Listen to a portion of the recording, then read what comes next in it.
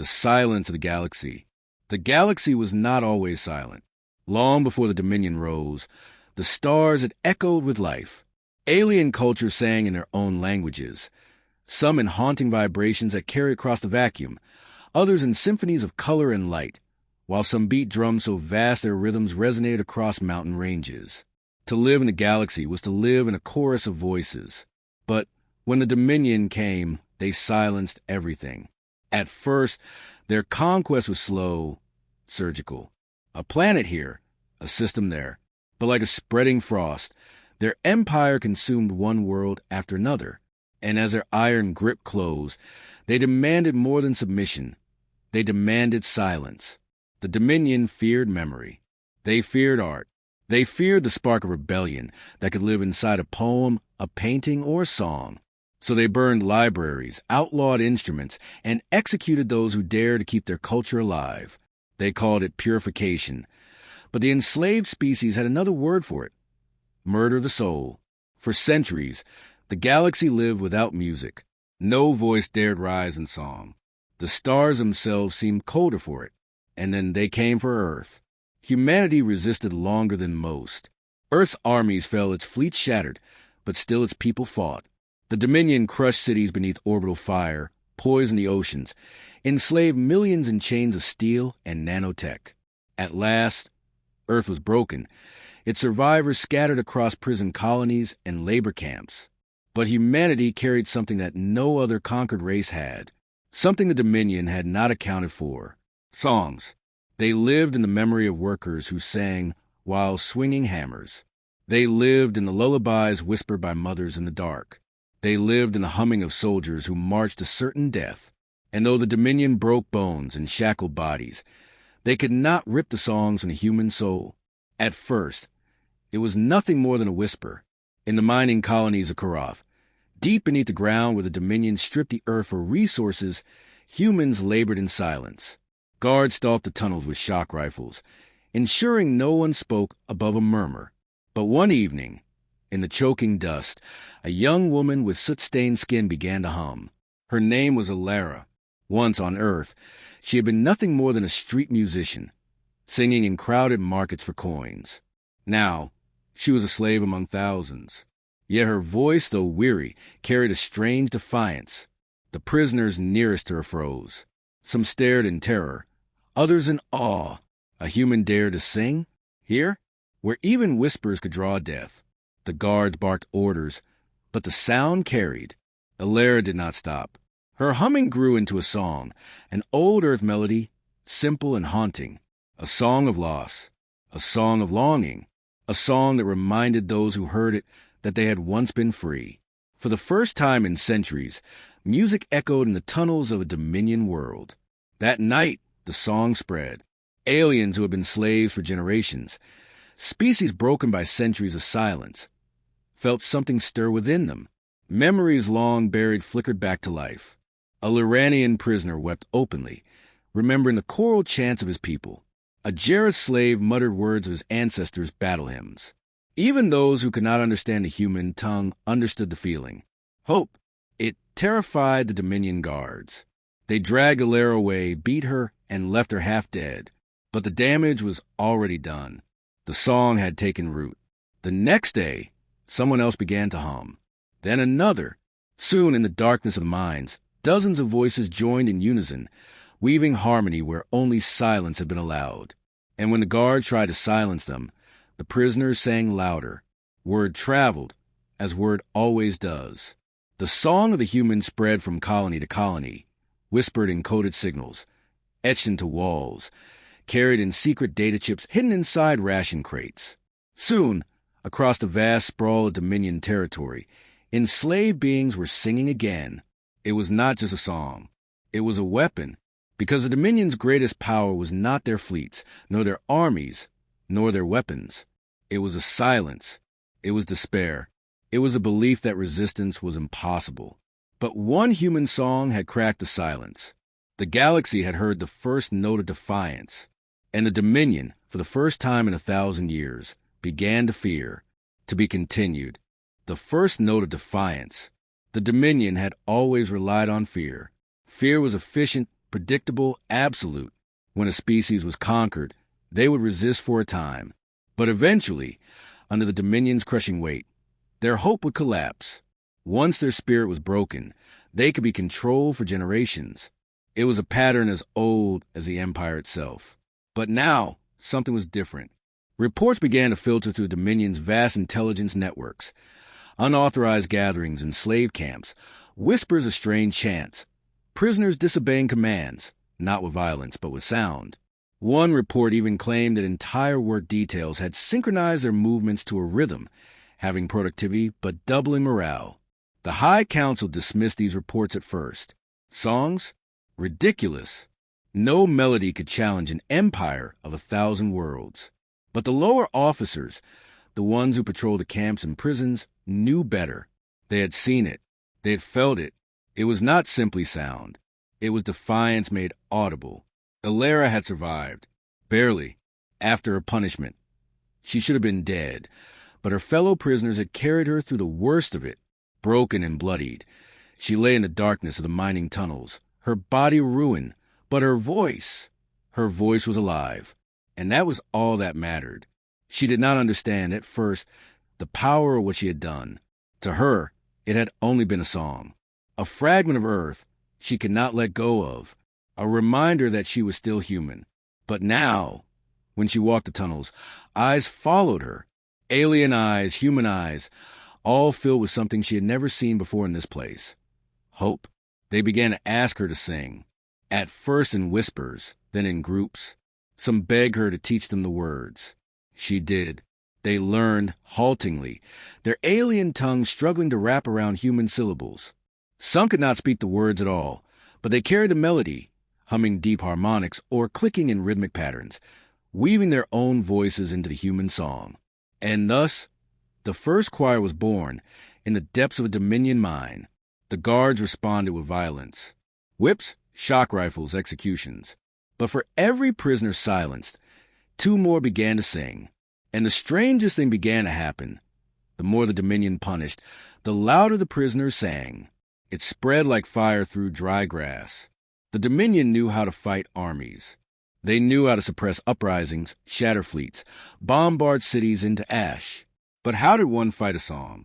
They shut down work shifts, isolating prisoners to stop the sound from spreading.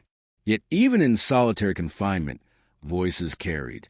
The tunnels themselves seemed to conspire, carrying vibrations through the stone. The song could not be stopped. And then, something happened that no one expected. A recording of Alara's song escaped the camp. How? No one knew for certain. Some whispered of a sympathetic guard, others of a smuggler bribed with stolen rations. But however it happened, the song leapt from Koroth into the stars, encoded in secret transmissions, hidden in data packets, carried on the whispers of traders and slaves. It began to travel across the Dominion's vast territory. And everywhere it went, something stirred.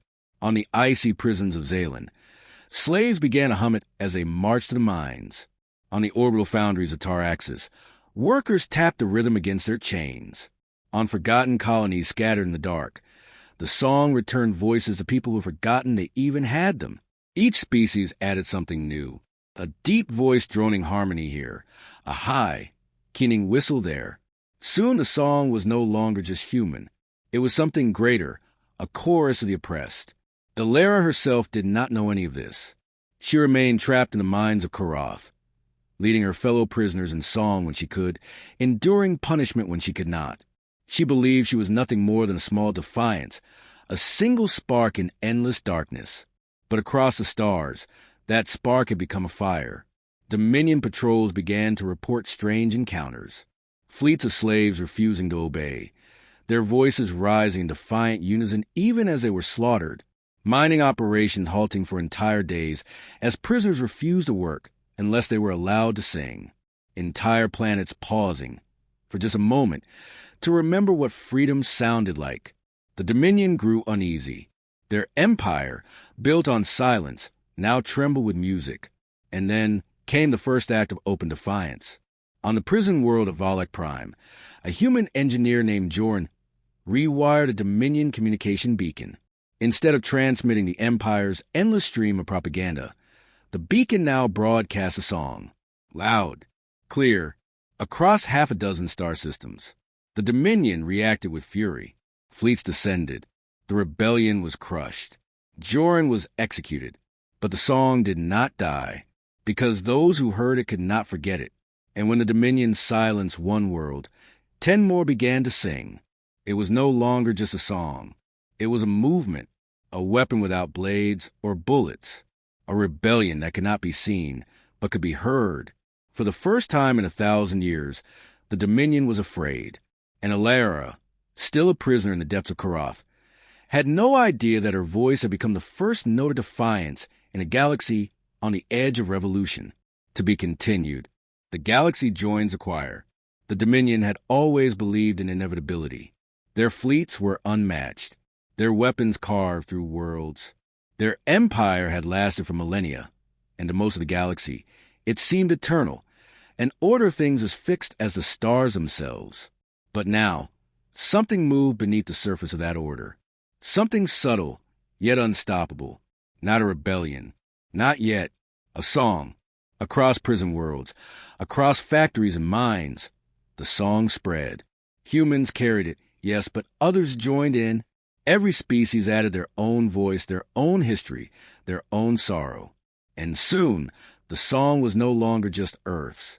On the storm-racked world of Tyrolese, the feathered Avenari sang the melody in piercing harmonics, their voices layering and haunting, avian chords that made the very air vibrate. In the molten forges of Quarren, the insectoid Cherok stamped their clawed feet in time, turning the song into something like a war chant. On the oceanic moons of Nerith, the whale-like Uran wove subsonic tones beneath the melody, a resonance so deep it shook the waters. The galaxy was not just singing, it was remembering. The Dominion tried everything to stop it. They banned gatherings of more than 3 slaves at once. They installed sound-canceling technology in the mines. They executed singers publicly to spread fear. But fear no longer worked. When one voice was silenced, 100 more rose to replace it. When instruments were banned, prisoners built drums from scrap, flutes from bone, resonators from metal pipes. When guards tried to drown the song in noise, the slaves sang louder, their voices rising above the hum of engines and the thunder of machinery. And then came the day when the song leapt from defiance to rebellion. It began in the system of Zoran. Their Dominion forces prepared to break a food riot in one of the agricultural colonies. But when the soldiers landed, instead of chaos, they found something else. Thousands of slaves had gathered in the fields, not rioting, not fighting, singing. The sound carried across the plains, a chorus of voices so vast it made the ground tremble. The soldiers advanced, rifles ready, but their hands shook. Some remembered songs from their own lost cultures. Some dropped their weapons. And then, as if struck by lightning, the slaves charged, not with silence, but with music. They attacked in rhythm, their voices rising as one.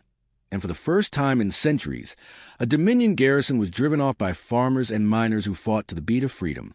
The galaxy had joined the choir. News of Zoran spread faster than fire. Entire systems erupted. Fleets defected. Armies of the enslaved rose in defiance, their voices carrying across comm channels even as they went to war. It was unlike anything the Dominion had ever faced, because the song was not just sound, it was unity. It gave timing to their strikes, courage to their hearts, rhythm to their movements. Soldiers marched into battle singing, their chants echoing across ruined cities. Starships dove into combat, broadcasting the melody over open frequencies, drowning out the Dominion's commands with harmonies of rebellion. The Dominion called it madness, but it was more than madness. It was humanity's gift to the galaxy. And still, at the center of it all, was Alara. She remained on Karath, unaware of the full scale of what she had ignited. Her body bore the scars of countless punishments, but her voice never faltered. In the depths of the mines, she led choirs of prisoners, human and alien alike, lifting their voices into the dark. Then one day, the prisoners heard a sound that did not come from their throats. From the camp's loudspeakers, from the Dominion's own machinery, from the sky itself, came the song. Not just Alara's voice, but thousands of voices, millions, broadcast from distant stars. The rebellion had reached them. The prisoners fell to their knees, weeping, laughing, shouting in joy. For the first time, they realized they were not alone. The galaxy was singing with them, and Alara understood. Her song had become more than memory, more than defiance. It had become a weapon, a beacon, a rallying cry. It had become the heart of a war. The Dominion fought harder now. Their fleets struck with desperation, burning worlds, slaughtering civilians, trying to drown the galaxy in terror once more. But no matter how many they killed, the song endured, because songs are not flesh. They are not bound by chains or fire. A song can survive in memory, in whispers, in echoes. And this one had grown beyond anything the Dominion could contain. The galaxy was no longer silent. It sang in defiance. It sang in rebellion. It sang in unity. And the stars themselves seemed to tremble as the galaxy prepared for its final battle, the battle that would decide whether the song of freedom would endure or be silenced forever, to be continued